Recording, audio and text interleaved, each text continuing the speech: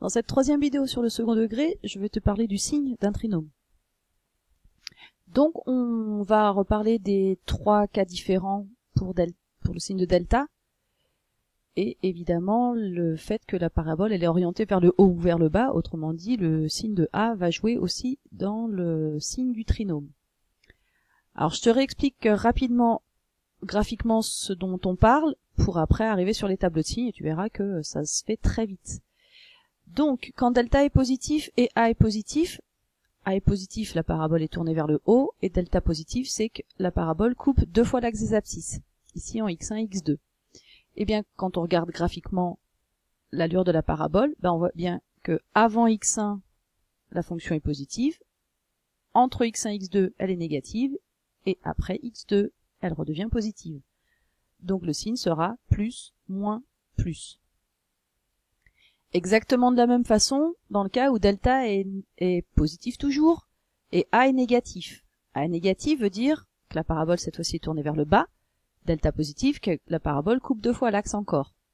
Et cette fois-ci, par rapport à l'orientation, on commence par être négatif, positif entre les deux racines, et on revient négatif. Donc c'est le même tableau sur les deux cas, à la différence que il y en a un qui fait plus, l'autre qui fait moins, plus, moins. Bon, et tu vois bien que ça vient vraiment de l'orientation de la parabole.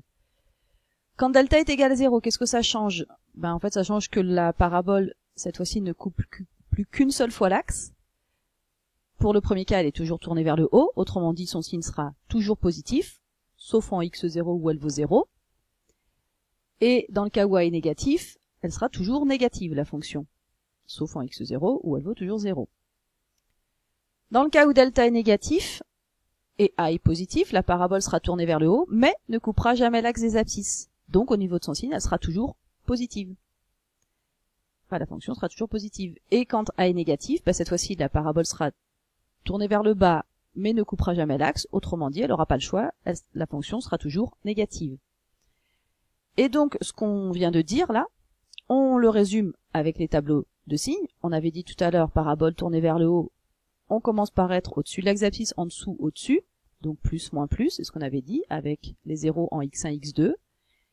Quand A est négatif, on a exactement la même chose avec les signes qui changent, moins, plus, moins.